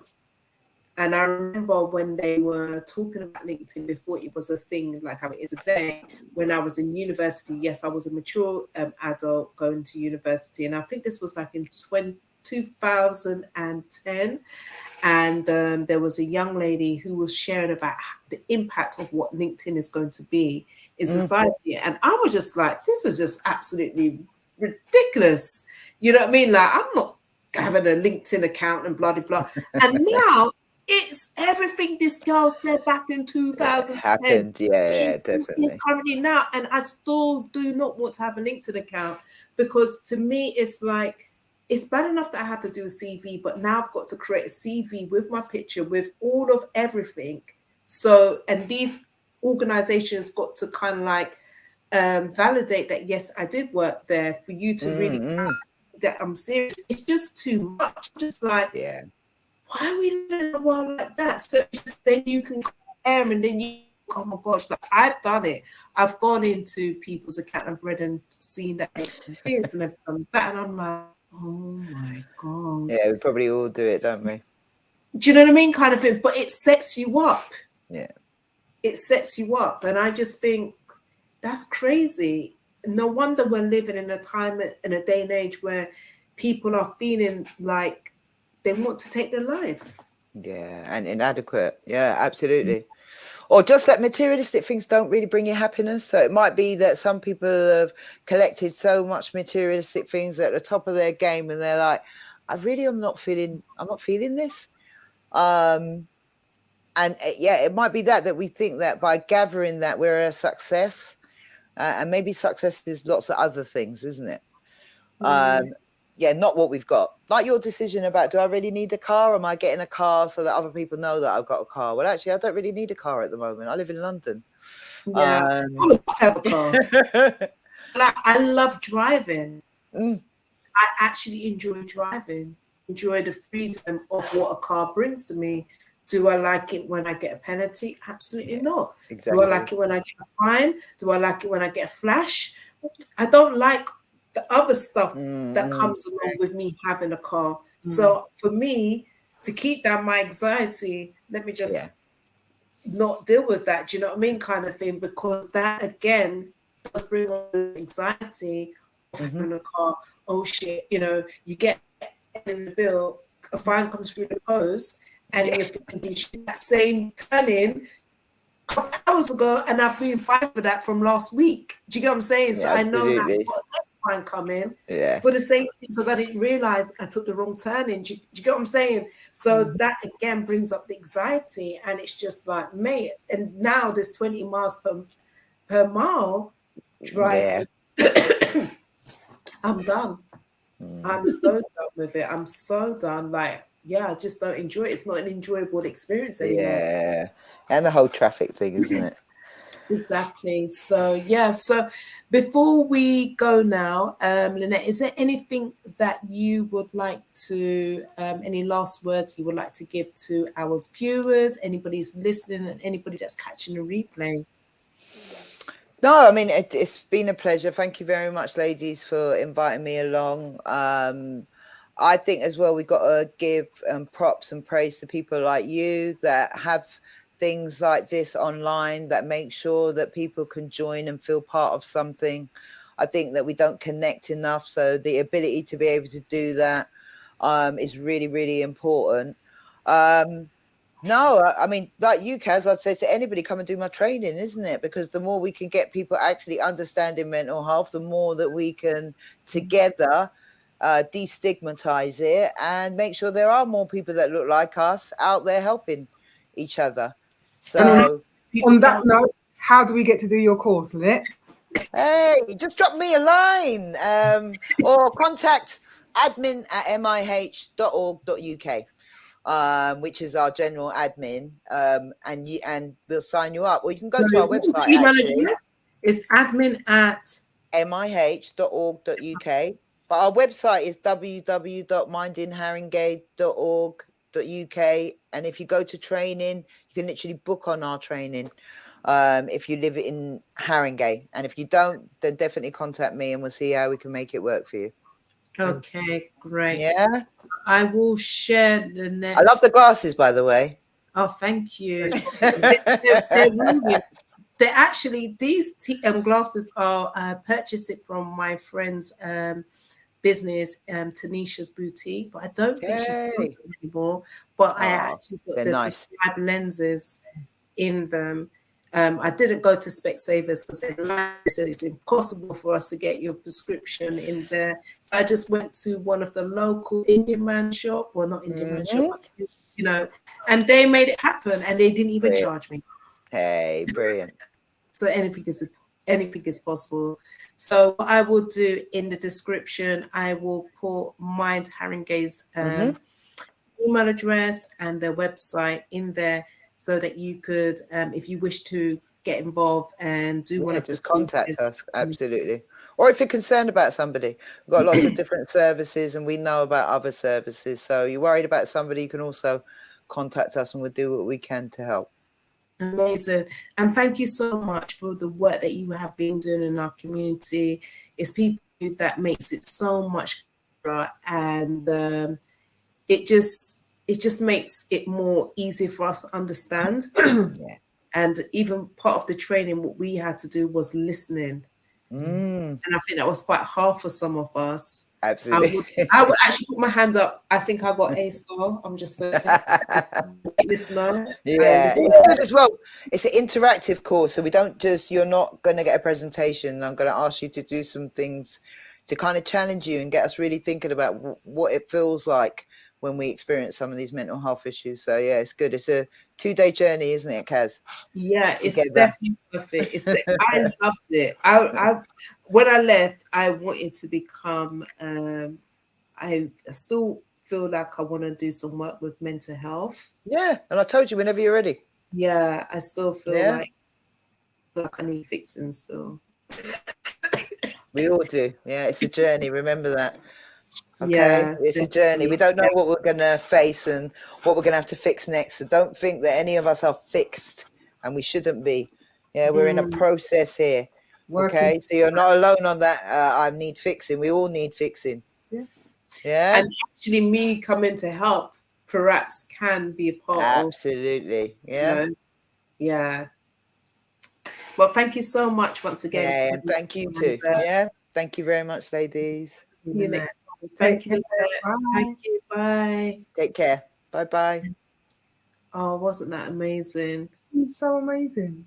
She Like, really she's is. so cool and down to earth, like needed, like refreshing. She's a hood hero. That's what I wanted to say to her. Like, she's absolutely Haringey hood hero. Come on. Exactly. And I think, you know, like what she was saying, that none of us needs fixing. I mean, none of us is perfect.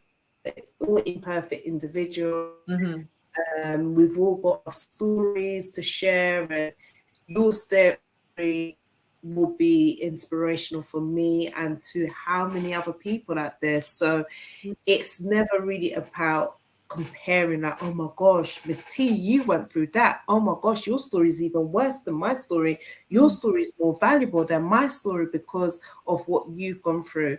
What we've all gone through individually is what you've gone through. It's what we do with the cards that we've been dealt with.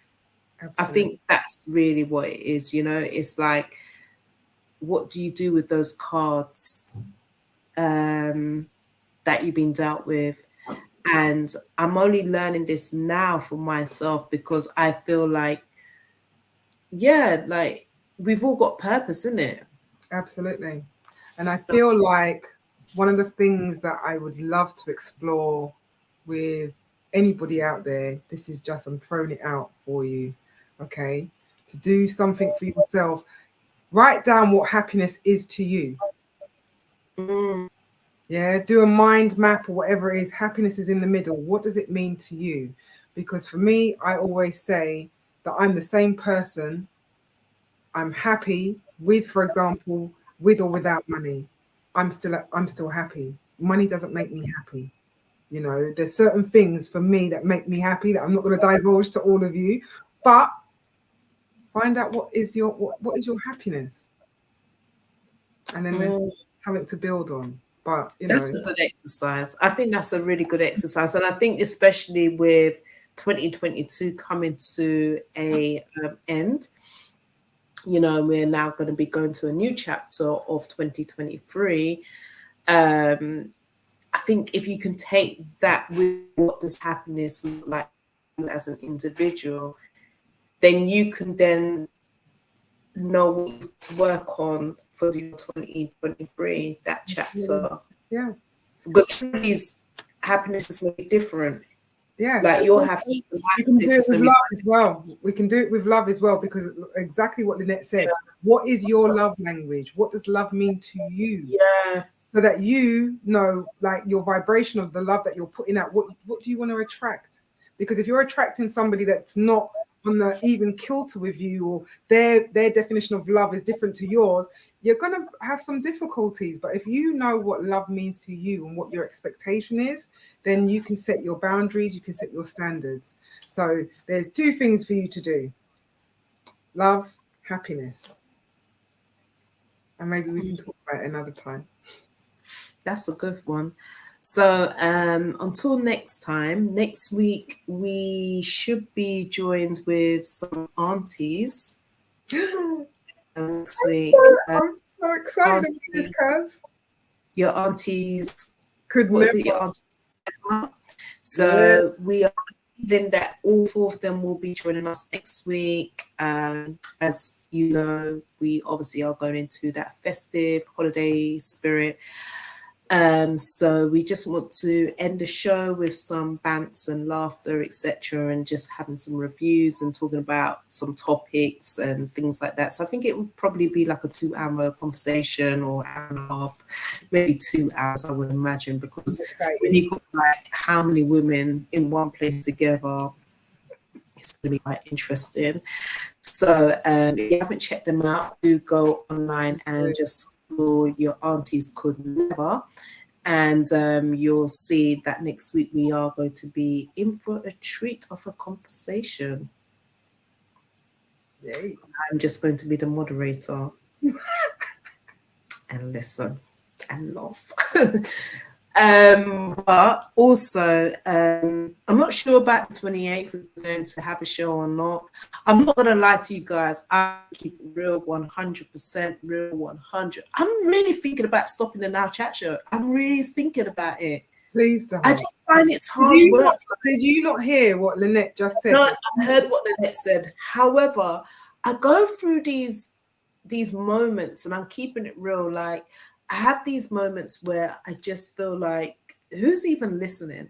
And I know you guys are listening. I know, but yeah, you had a whole person from South Africa put something in the comments. South Africa. I understand that.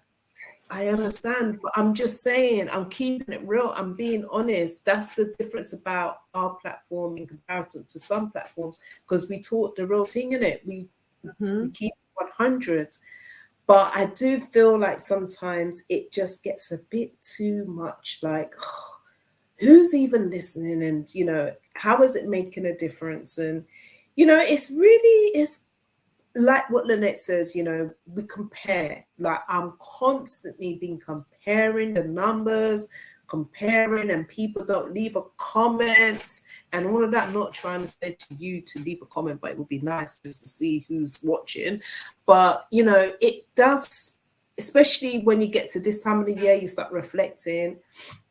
You start to look at all the episodes you've done and everything else, and you're just like, you're grateful and everything. But then you think to yourself, is it really making a difference? Why am I doing what I'm doing? Or why are we doing what we're doing? Well, Kobe Stewart says, girl, stop that. I just found you all. Give it time. Mate, can I just say something, Kobe Stewart? We've been doing this since I started this channel. Well, we went live in 2017. And I know, Serena, you gave me some advice the other day. She's like, you got to give it time. Like, some people's been doing this for years and years and this, that, and the other. And I'm not going to lie, it does feel really discouraging, especially this time of the year. So what I said to myself, maybe I just need 2 weeks off. You know, like, we just have that holiday, you know, and look at maybe how the platform could have evolved. I've been watching like loads of different YouTube channels as well. But what I'm finding is the channels that are really like popping, like really doing it, is like the gossips, celebrities. Maybe you guys want to see more celebrities. I don't know. Yeah, I've listened this evening. I have listened to many past shows. Thank you, Alison. Thank you, Alison. Ali McDonald. Thank you, Ali. But I'm just keeping it real. It's hard at times. It really is. But I am grateful when you do get new people that comes onto the platform and do subscribe, etc. It does and like, comment, and share, please. Yeah. So it would be. Look, we got another one. I'm listening from Maryland and taking it all in. Miss T, thanks for letting me know about the show. Thank you, Vicky. Wow. Chrissy. No, I prefer the real chat shows, not celebrities needed. But you thank you, Alison. Oh, that's thank you so much. I feel exactly the same as you do. But when we had, who was it? Alicia Warren. Remember Alicia when she came on the show? When we did a versus secular versus gospel music. I wasn't there for that one, but it was a really good show. I watched it. It was a good show. You know how many views that show has had? It's just had over 1,000,000. I say 1,000,000, I mean 1,000. 1,000 people. Just under 1,000. You never know who is tuning in and when and who you are touching. It's very true. But you know what? Chrissy, all the time. Give it time. All right. Yes. I'm just gonna need some of you guys then to get involved in the conversation. So when I share the link, I need you guys to jump on to the platform. What do you think, Misty? Well, I think that now you've let them know, because look, within the few minutes that we've been talking, the engagement, they had to come and let you know that, no, we're here. We are listening. Some people, you've just got to know that there are silent listeners that are just... And I get that, because obviously I've done radio, and I know you get the silence listeners, and you've got the interactive listeners, and you've got the people that want phone in for the freeness. Because you do have those people, because that would be me, want the freeness, I want a free ticket, want a free book, want a free everything. I get that. But at the same time, it's nice when you know if it's making a difference. Because it's been playing on my mind a lot. And I'm thinking maybe we should reduce it from weekly to maybe once a month. What do y'all think? Should we move the show from, instead of it being a weekly show, maybe once a month show, or maybe every fortnight? I would rather, personally, fortnightly, if anything, but if you go to monthly, you're going to lose the momentum. What are the viewers, listeners, what's your opinion, please? Opinions, please. That would be great. Because I think... See, look, thank you, Kobe Stewart. Go down.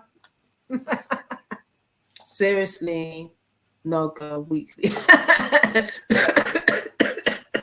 And then Alison said fortnightly. So maybe we should do a poll. Maybe. So if you guys are on social media, or if you could even write your comments after this show, because then we can then do a survey. Well, not a survey. We can kind of quantify based upon the responses from people. I personally think weekly shows are better, and you have like a seasonal break, because that's so imperative. I do believe that, because I think if you do fortnightly, then you do get distracted by the world, and then you kind of then people are just thinking, is it this week they're on, or is it next week they're on? And then you lose it. Do you get what I'm saying? So I get that. So yeah, I kind of get it, and that's why we've been consistent since June.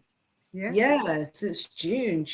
Yeah, that's 7 months. Is that 7 months? Yeah, but I totally understand what you're saying, because I had the benefit of having a break recently. I think for about 2 or 3 shows, maybe I wasn't here, and it was nice to have a break. It was nice to do something else. Maybe that's what you need to do.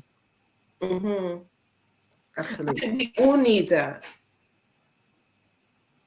I think we all need that, in terms of then we can say, all right, we come back, say I don't know, the 3rd or the 2nd week of January. So we still have next week's show. We still have maybe the show on the 28th, because I think the show on the 28th, we're going to be talking about vision boards and goal setting.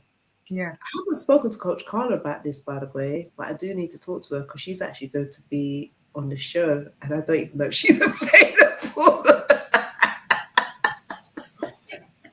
Well, if she's not available, I'm sure we'll be able to do it. But I think that would be good if we did something like that. And, for our viewers and those catching replay were to bring in some of their things that they would like to set goals for 2023, because 2023 is going to be a very different type of year. And I don't think it's only about goal setting. I think it's very much about mental mind setting, because there's going to be a lot of changes. Yes. I don't know what those changes will be, but I don't know if you're feeling that energy that there's change coming. Oh, yep. I've been feeling that for a little while. Yeah. I really feel like it's a change. There's a certain kind of shift that's going to be happening. So I think it is going to be very imperative that we talk about this, especially before the new year, and maybe have some bants, you know, some games, and even ask you guys what, you know, what's been your favorite episode, who's been your favorite guest, and why. That'd be a good thing. Yeah. Okay then. So right. So thank you all for staying with us this evening and this afternoon, this morning, wherever you are in this world. What was that? Could you get Leah Salmon on your show? Leah. Oh, is that the lady that does? What does Leah do? Doesn't Leah do the holistic health? Is it She holistic does. health? Yeah, she does a lot of holistic health. So she does blood, where she analyzes your blood. She does coaching. She's got a few books. She's amazing, Leah Salmon. Hybrids as well, and home teaching.